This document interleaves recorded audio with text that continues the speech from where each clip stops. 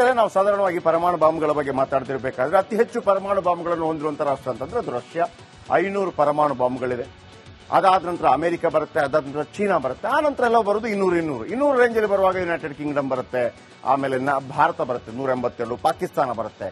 ಇದೆಲ್ಲ ಓಕೆ. ಭಾರತ ಮತ್ತು ಪಾಕಿಸ್ತಾನ ಪರಮಾಣು ಬಾಂಬ್ಗಳು ಸಮಾನಾಂತರವಾಗಿರ್ಬೋದು. ಆದರೆ ನಿಮಗೆ ಬಾಂಬ್ ಇರೋದು ಮಾತ್ರವಲ್ಲ, ಬಾಂಬನ್ನು ಹೊತ್ತೊಯ್ಯುವಂತ ಸಿಡಿತಲೆಗಳು ಬೇಕಾಗುತ್ತೆ. ಪಾಕಿಸ್ತಾನದ ಬಳಿ ಇರುವಂತಹ ಬಹಳ ಪವರ್ಫುಲ್ ಆಗಿರುವಂತಹ ಶಾಯಿನ್ 1, ಶಾಯಿನ್ 2, ಶಾಯಿನ್ 3 ಇವೆಲ್ಲಕ್ಕೂ ಹೋಲಿಸಿದ್ರು ಕೂಡ ಬ್ರಹ್ಮೋಸ್ ಒಂದು ಸಾಕು ನಮಗೆ. ಆದರೆ ಅಗ್ನಿ 5 ಸೀರೀಸ್ ಇದೆಯಲ್ಲ, ಅದು ಇಡೀ ಪಾಕಿಸ್ತಾನಕ್ಕೆ ಅರ್ಧ ಏನು ಭೂಮಂಡಲವನ್ನೇ ಅಟ್ಯಾಕ್ ಮಾಡಬಹುದು. ನಿಮಗೆ 5,000ದಿಂದ ಕೆಲವರು ಹೇಳ್ತಾರೆ 8,000 ಕಿಲೋಮೀಟರ್ ತನಕ, ಕೆಲವರು ಹೇಳ್ತಾರೆ 15,000 ಕಿಲೋಮೀಟರ್ ತನಕ ಅಂತೇಳಿ. ಸೊ ಇಷ್ಟು ಪವರ್ಫುಲ್ ಆಗಿರುವಂತದ್ದು. ಯಾವುದಕ್ಕೆ ಹೋದ್ರೂ ಕೂಡ ಆ ಸಿಡಿತಲೆಗಳು ಮಿಸೈಲ್ ವಿಚಾರದಲ್ಲಿ ಬಹಳ ಹಿಂದಿದ್ದಾರೆ ಯಾರು ಪಾಕಿಸ್ತಾನಿಗಳು. ಆಮೇಲೆ ಅಲ್ಲಿದ್ದಂತ ಅಲಿ ಖಾನ್ ಅನ್ನುವಂತ ಈ ಅಣುಬಾಂಬ್ ಕಂಡುಹಿಡಿದವರು ಕೂಡ ಅದನ್ನ ನಾರ್ತ್ ಕೊರಿಯಾಗೆಲ್ಲ ಕೊಟ್ಟು ಸಿಕ್ಕಾಕೊಂಡು ಏನೆಲ್ಲ ಕಿರಿಕಿರಿ ಆಗಿತ್ತು, ಎಲ್ಲ ಕಳ್ರೆ ಇರುವಂತದ್ದು. ನಾನು ಹೇಳಿದೆ ನಿಮಗೆ, ದೊಡ್ಡ ಮಟ್ಟದಲ್ಲಿ ಸಹಾಯ ಆಲ್ರೆಡಿ ಟರ್ಕಿ ಮಾಡಿದೆ, ಚೀನಾ ಮಾಡುತ್ತೆ ಅಂತೇಳಿ. ಚೀನಾ ಮಾಡಿದಾಗ ಮಾಡಬಹುದು ಪಾಕಿಸ್ತಾನಕ್ಕೆ, ಯಾಕೆಂತಂದ್ರೆ ನಾನು ಹೇಳಿದ್ನಲ್ವಾ, ಅವರ 50% ಬಿಸ್ನೆಸ್ ಏನಿದೆ ಅದು ಢಮಾರ್ ಆಗ್ತಾ ಇದೆ, ಅಮೆರಿಕದ ಬಂದರ್ನಲ್ಲಿ ಕೊಳೆಯುತ್ತಾ ಇದೆ. ಅದನ್ನ ತಗೊಳ್ಳುವಂತ ತಾಕತ್ತಿರೋದು ಭಾರತಕ್ಕೆ ಮಾತ್ರ. ಯಾಕೆಂತಂದ್ರೆ ಆಲ್ರೆಡಿ ಭಾರತ ಚೀನಾಗೆ ಒಂದು ರೀತಿಯಲ್ಲಿ ನಿಷೇಧ ಹೇರಿದ್ರು ಕೂಡ ಮೊನ್ನೆ ವಾಣಿಜ್ಯ ಕಾರಣಗಳಿಗಾಗಿ ಈಗ ಹೋಮ್ ಅಲಯನ್ಸಸ್ ಅಥವಾ ಈ ಬ್ಯಾಟರಿ, ಮೊಬೈಲ್ ಅಥವಾ ಮಿಕ್ಸರ್ ಗ್ರೈಂಡರ್ ಇದರಲ್ಲೆಲ್ಲ ಸ್ವಲ್ಪ ಬಳಸ್ತಾ ಇದ್ರು ಚೀನಿ ಐಟಮ್. 26% ತನಕ ಬಳಸಬಹುದು ಅಂತ ಹೇಳಿ ಭಾರತ ಒಂದು ನಿರ್ಧಾರವನ್ನ ಮಾಡಿದೆ. ಹಾಗೇನಾದ್ರೆ ಚೀನಾಗೆ ದೊಡ್ಡ ಮಾರ್ಕೆಟ್ ಆಗಿಬಿಡುತ್ತೆ ಭಾರತ, ಅಮೆರಿಕದಷ್ಟೇ ದೊಡ್ಡ ಮಾರ್ಕೆಟ್ ಆಗಿಬಿಡುತ್ತೆ. ಅದು ಸಕ್ಸಸ್ ಆದ್ರೆ ಚೀನಾ ಅದಕ್ಕೆ ಹೆಲ್ಪ್ ಮಾಡಲ್ಲ. ಈ ನಡುವೆ ಮೊನ್ನೆ ನಾನು ಹೇಳಿದೆ ನಿಮಗೆ, ಟರ್ಕಿ ಸ್ವಲ್ಪ ವಿಮಾನ ಕಳಿಸಿದೆ, ಮತ್ತೊಂದು ಕಳಿಸಿದೆ, ಚೀನಾ ಹೆಲ್ಪ್ ಮಾಡಬಹುದು, ಅಮೆರಿಕ ಇನ್ನೂ ಪೂರ್ಣ ಪ್ರಮಾಣದಲ್ಲಿ ಮಾಡಿಲ್ಲ. ಈಗ ಭಾರತದ ಬಳಿ ಘಾತಕ ಅಸ್ತ್ರ ಒಂದು ಬಂದಿದೆ. ಭಾರತ ಪಾಕ್ ಯುದ್ಧ ಭೀತಿ ಮಧ್ಯೆ ಒಂದು ಸಿಹಿ ಸುದ್ದಿ. ಭಾರತಕ್ಕೆ ಖತರ್ನಾಕ್ ಅಸ್ತ್ರವೊಂದನ್ನು ನೀಡಿದೆ ಸ್ವೀಡನ್. ಭಾರತಕ್ಕೆ ಸಿಕ್ಕಿದೆ A24 anti armour weapon system. ಸ್ವೀಡನ್ನ ಸಾಬ್ ಕಂಪನಿ ಸಿದ್ಧಪಡಿಸಿರುವಂತಹ ಘಾತಕ ಅಸ್ತ್ರ ಇದು. A24 ಅನ್ನ ಸಂಚರಿಸುವ ಮಿಸೈಲ್ ಸಿಸ್ಟಮ್ ಅಂತ ಕರೆಯಲಾಗುತ್ತೆ. ರಷ್ಯಾ ವಿರುದ್ಧ ಬಳಕೆ ಆಗ್ತಾ ಇದೆ A24 ಆಂಟಿ ಆರ್ಮರ್ ವೆಪನ್. ರಷ್ಯಾದ ವಿರುದ್ಧ A24 ಅನ್ನ ಬಳಕೆ ಮಾಡ್ತಾ ಇದೆ ಉಕ್ರೇನ್. ನೋಡಿ, ಉಕ್ರೇನ್ ಇಷ್ಟು ನಿರಂತರವಾಗಿ ರಷ್ಯಾದಂತ ಪ್ರಬಲ ರಾಷ್ಟ್ರದ ವಿರುದ್ಧ ಹೆಂಗೆ ತೊಡೆದಟ್ಟಿ ನಿಂತಿದೆ. ಇಲ್ಲಿ ತನಕ ಪರಮಾಣು ಬಾಂಬ್ ಹೈಯೆಸ್ಟ್ ಇರೋದು ಅವರ ಬಳಿನೇ. ಯಾಕೆಂದ್ರೆ A24 ಬಹಳ ದೊಡ್ಡ ಮಟ್ಟದಲ್ಲಿ ಕೆಲಸ ಮಾಡ್ತಾ ಇದೆ. ಉಕ್ರೇನ್ ಅಲ್ಲದೆ ವಿಶ್ವದ 4 ಪ್ರಬಲ ದೇಶಗಳ ಬಳಿ A24 ಇದೆ. ಅಮೆರಿಕ, ಫ್ರಾನ್ಸ್, ಜರ್ಮನಿ, ಆಸ್ಟ್ರೇಲಿಯಾ ಬಳಿ A24 ಇದೆ. ಚೀನಾ ಬಳಿ ಕೂಡ ಇಲ್ಲ. A24 1 ಮೀಟರ್ ಇರುತ್ತೆ, ಕೇವಲ 7.5 kg ಇರುತ್ತೆ. 300 ಮೀಟರ್ ದೂರದ ಟಾರ್ಗೆಟ್ ಅನ್ನ ಹೊಡೆದಿರುಳುತ್ತೆ. ಬಹಳ ಹತ್ತಿರದಿಂದ, ಅಂದ್ರೆ ಧನ್ ಒಂದು ಬೇಕಾಗಿರುತ್ತಲ್ಲ, ಆ ಕಾರಣಕ್ಕಾಗಿ ಟ್ಯಾಂಕ್, ಶಸ್ತ್ರಸಜ್ಜಿತ ವಾಹನಗಳನ್ನ ಹೊಡೆದು ಹಾಕತ್ತೆ. ಬಂಕರ್ ಗೋಡೆಗಳನ್ನು ಭೇದಿಸಲು ಬಳಸಲಾಗತ್ತೆ. ಹೆಗಲ ಮೇಲೆ A24 ಇಟ್ಟು ಫೈರ್ ಮಾಡಬಹುದು. ಇದು ಬಹಳ ಅದ್ಭುತವಾದಂತಹ ಒಂದು ಶಸ್ತ್ರಾಸ್ತ್ರ ನಮಗೆ ಬಂದು ಸಿಕ್ಕಿದೆ. ಸೊ ಹಾಗಾಗಿ ಭಾರತದ ಸೇನಾ ಬಲ ಮತ್ತಷ್ಟು ಹೆಚ್ಚಾಗಿದೆ. ನಾವು ಸಾಧಾರಣವಾಗಿ ಪರಮಾಣು ಬಾಂಬ್ಗಳ ಬಗ್ಗೆ ಮಾತಾಡ್ತಿರ್ಬೇಕಾದ್ರೆ ಅತಿ ಹೆಚ್ಚು ಪರಮಾಣು ಬಾಂಬ್ಗಳನ್ನು ಹೊಂದಿರುವಂತಹ ರಾಷ್ಟ್ರ ಅಂತಂದ್ರೆ ಅದು ರಷ್ಯಾ. 500 ಪರಮಾಣು ಬಾಂಬ್ಗಳಿದೆ. ಅದಾದ ನಂತರ ಅಮೆರಿಕ ಬರುತ್ತೆ, ಅದಾದ ನಂತರ ಚೀನಾ ಬರುತ್ತೆ, ಆ ನಂತರ ಎಲ್ಲ ಬರೋದು 200 ರೇಂಜಲ್ಲಿ ಬರುವಾಗ ಯುನೈಟೆಡ್ ಕಿಂಗ್ಡಮ್ ಬರುತ್ತೆ, ಆಮೇಲೆ ಭಾರತ ಬರುತ್ತೆ 182, ಪಾಕಿಸ್ತಾನ ಬರುತ್ತೆ. ಇದೆಲ್ಲ ಓಕೆ. ಭಾರತ ಮತ್ತು ಪಾಕಿಸ್ತಾನ ಪರಮಾಣು ಬಾಂಬ್ಗಳು ಸಮಾನಾಂತರವಾಗಿರ್ಬೋದು. ಆದರೆ ನಿಮಗೆ ಬಾಂಬ್ ಇರೋದು ಮಾತ್ರವಲ್ಲ, ಬಾಂಬನ್ನು ಹೊತ್ತೊಯ್ಯುವಂತ ಸಿಡಿತಲೆಗಳು ಬೇಕಾಗುತ್ತೆ.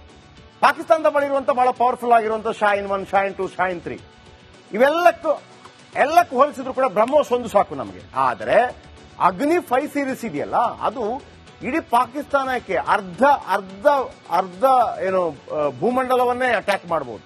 ನಿಮಗೆ 5,000ದಿಂದ ಕೆಲವರು ಹೇಳ್ತಾರೆ 8,000 ಕಿಲೋಮೀಟರ್ ತನಕ, ಕೆಲವರು ಹೇಳ್ತಾರೆ 15,000 ಕಿಲೋಮೀಟರ್ ತನಕ ಅಂತೇಳಿ. ಸೊ ಇಷ್ಟು ಪವರ್ಫುಲ್ ಆಗಿರುವಂತದ್ದು. ಯಾವುದಕ್ಕೆ ಹೋದ್ರೂ ಕೂಡ ಆ ಸಿಡಿತಲೆಗಳು ಮಿಸೈಲ್ ವಿಚಾರದಲ್ಲಿ ಬಹಳ ಹಿಂದಿದ್ದಾರೆ ಯಾರು ಪಾಕಿಸ್ತಾನಿಗಳು. ಆಮೇಲೆ ಅಲ್ಲಿದ್ದಂತ ಅಲಿ ಖಾನ್ ಅನ್ನುವಂತ ಈ ಅಣುಬಾಂಬ್ ಕಂಡುಹಿಡಿದವರು ಕೂಡ ಅದನ್ನ ನಾರ್ತ್ ಕೊರಿಯಾಗೆಲ್ಲ ಕೊಟ್ಟು ಸಿಕ್ಕಾಕೊಂಡು ಏನೆಲ್ಲ ಕಿರಿಕಿರಿ ಆಗಿತ್ತು, ಎಲ್ಲ ಕಳ್ರೆ ಇರುವಂತದ್ದು.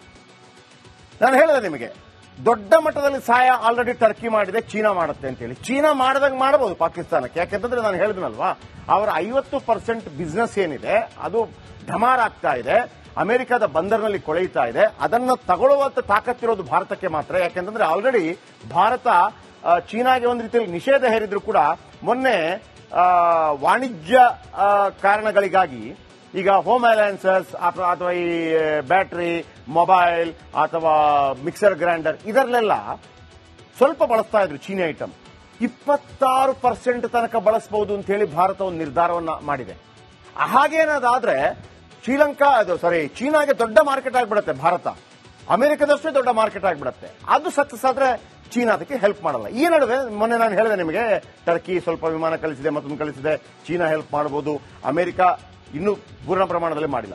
ಈಗ ಭಾರತ ಬಳಿ ಘಾತಕ ಅಸ್ತ್ರ ಒಂದು ಬಂದಿದೆ. ಭಾರತ ಪಾಕ್ ಯುದ್ಧ ಭೀತಿ ಮಧ್ಯೆ ಒಂದು ಸಿಹಿ ಸುದ್ದಿ. ಭಾರತಕ್ಕೆ ಖತರ್ನಾಕ್ ಅಸ್ತ್ರವೊಂದನ್ನು ನೀಡಿದೆ ಸ್ವೀಡನ್. ಭಾರತಕ್ಕೆ ಸಿಕ್ಕಿದೆ A24 anti armour weapon system. ಸ್ವೀಡನ್ನ ಸಾಬ್ ಕಂಪನಿ ಸಿದ್ಧಪಡಿಸಿರುವಂತಹ ಘಾತಕ ಅಸ್ತ್ರ ಇದು. A24 ಅನ್ನ ಸಂಚರಿಸುವ ಮಿಸೈಲ್ ಸಿಸ್ಟಮ್ ಅಂತ ಕರೆಯಲಾಗುತ್ತೆ. ರಷ್ಯಾ ವಿರುದ್ಧ ಬಳಕೆ ಆಗ್ತಾ ಇದೆ A24 ಆಂಟಿ ಆರ್ಮರ್ ವೆಪನ್. ರಷ್ಯಾದ ವಿರುದ್ಧ A24 ಅನ್ನ ಬಳಕೆ ಮಾಡ್ತಾ ಇದೆ ಉಕ್ರೇನ್. ನೋಡಿ, ಉಕ್ರೇನ್ ಇಷ್ಟು ನಿರಂತರವಾಗಿ ರಷ್ಯಾದಂತ ಪ್ರಬಲ ರಾಷ್ಟ್ರದ ವಿರುದ್ಧ ಹೆಂಗೆ ತೊಡೆದಟ್ಟಿ ನಿಂತಿದೆ. ಇಲ್ಲಿ ತನಕ ಪರಮಾಣು ಬಾಂಬ್ ಹೈಯೆಸ್ಟ್ ಇರೋದು ಅವರ ಬಳಿನೇ. ಯಾಕೆಂದ್ರೆ A24 ಬಹಳ ದೊಡ್ಡ ಮಟ್ಟದಲ್ಲಿ ಕೆಲಸ ಮಾಡ್ತಾ ಇದೆ. ಉಕ್ರೇನ್ ಅಲ್ಲದೆ ವಿಶ್ವದ 4 ಪ್ರಬಲ ದೇಶಗಳ ಬಳಿ A24 ಇದೆ. ಅಮೆರಿಕ, ಫ್ರಾನ್ಸ್, ಜರ್ಮನಿ, ಆಸ್ಟ್ರೇಲಿಯಾ ಬಳಿ A24 ಇದೆ. ಚೀನಾ ಬಳಿ ಕೂಡ ಇಲ್ಲ. A24 1 ಮೀಟರ್ ಇರುತ್ತೆ, ಕೇವಲ 7.5 kg ಇರುತ್ತೆ. 300 ಮೀಟರ್ ದೂರದ ಟಾರ್ಗೆಟ್ ಅನ್ನ ಹೊಡೆದುರುಳುತ್ತೆ. ಬಹಳ ಹತ್ತಿರದಿಂದ, ಅಂದ್ರೆ ಧನ್ ಅದನ್ನು ಬೇಕಾಗಿರುತ್ತಲ್ಲ, ಆ ಕಾರಣಕ್ಕಾಗಿ ಟ್ಯಾಂಕ್, ಶಸ್ತ್ರಸಜ್ಜಿತ ವಾಹನಗಳನ್ನ ಹೊಡೆದು ಹಾಕತ್ತೆ.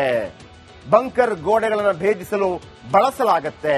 ಹೆಗಲ ಮೇಲೆ A24 ಇಟ್ಟು ಫೈರ್ ಮಾಡಬಹುದು. ಇದು ಬಹಳ ಅದ್ಭುತವಾದಂತಹ ಒಂದು ಶಸ್ತ್ರಾಸ್ತ್ರ ನಮಗೆ ಬಂದು ಸಿಕ್ಕಿದೆ. ಸೊ ಹಾಗಾಗಿ ಭಾರತದ ಸೇನಾ ಬಲ ಮತ್ತಷ್ಟು ಹೆಚ್ಚಾಗಿದೆ. ನಾವು ಸಾಧಾರಣವಾಗಿ ಪರಮಾಣು ಬಾಂಬ್ಗಳ ಬಗ್ಗೆ ಮಾತಾಡ್ತಿರ್ಬೇಕಾದ್ರೆ ಅತಿ ಹೆಚ್ಚು ಪರಮಾಣು ಬಾಂಬ್ಗಳನ್ನು ಹೊಂದಿರುವಂತಹ ರಾಷ್ಟ್ರ ಅಂತಂದ್ರೆ ಅದು ರಷ್ಯಾ.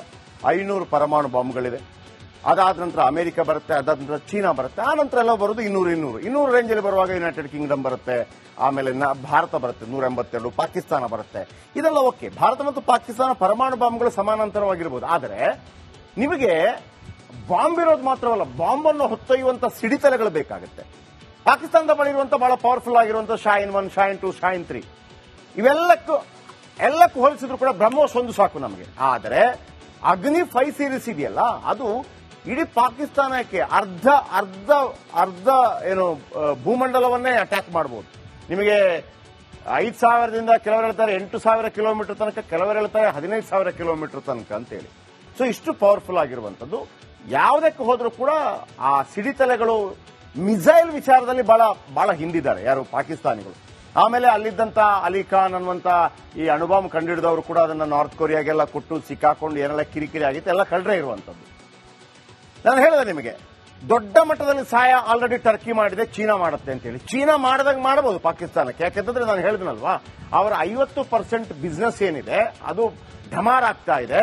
ಅಮೆರಿಕದ ಬಂದರ್ನಲ್ಲಿ ಕೊಳೆಯುತ್ತಾ ಇದೆ. ಅದನ್ನ ತಗೊಳ್ಳುವಂತ ತಾಕತ್ತಿರೋದು ಭಾರತಕ್ಕೆ ಮಾತ್ರ. ಯಾಕೆಂತಂದ್ರೆ ಆಲ್ರೆಡಿ ಭಾರತ ಚೀನಾಗೆ ಒಂದು ರೀತಿಯಲ್ಲಿ ನಿಷೇಧ ಹೇರಿದ್ರು ಕೂಡ ಮೊನ್ನೆ ವಾಣಿಜ್ಯ ಕಾರಣಗಳಿಗಾಗಿ ಈಗ ಹೋಮ್ ಅಲಯನ್ಸಸ್ ಅಥವಾ ಈ ಬ್ಯಾಟರಿ, ಮೊಬೈಲ್ ಅಥವಾ ಮಿಕ್ಸರ್ ಗ್ರೈಂಡರ್ ಇದರಲ್ಲೆಲ್ಲ ಸ್ವಲ್ಪ ಬಳಸ್ತಾ ಇದ್ರು ಚೀನಿ ಐಟಮ್. 26% ತನಕ ಬಳಸಬಹುದು ಅಂತ ಹೇಳಿ ಭಾರತ ಒಂದು ನಿರ್ಧಾರವನ್ನ ಮಾಡಿದೆ. ಹಾಗೇನಾದ್ರೆ ಚೀನಾಗೆ ದೊಡ್ಡ ಮಾರ್ಕೆಟ್ ಆಗಿಬಿಡುತ್ತೆ ಭಾರತ. ಅಮೆರಿಕದಷ್ಟೇ ದೊಡ್ಡ ಮಾರ್ಕೆಟ್ ಆಗಿಬಿಡುತ್ತೆ. ಅದು ಸಕ್ಸಸ್ ಆದ್ರೆ ಚೀನಾ ಅದಕ್ಕೆ ಹೆಲ್ಪ್ ಮಾಡಲ್ಲ. ಈ ನಡುವೆ ಮೊನ್ನೆ ನಾನು ಹೇಳಿದೆ ನಿಮಗೆ, ಟರ್ಕಿ ಸ್ವಲ್ಪ ವಿಮಾನ ಕಳಿಸಿದೆ, ಮತ್ತೊಂದು ಕಳಿಸಿದೆ, ಚೀನಾ ಹೆಲ್ಪ್ ಮಾಡಬಹುದು, ಅಮೆರಿಕ ಇನ್ನೂ ಪೂರ್ಣ ಪ್ರಮಾಣದಲ್ಲಿ ಮಾಡಿಲ್ಲ.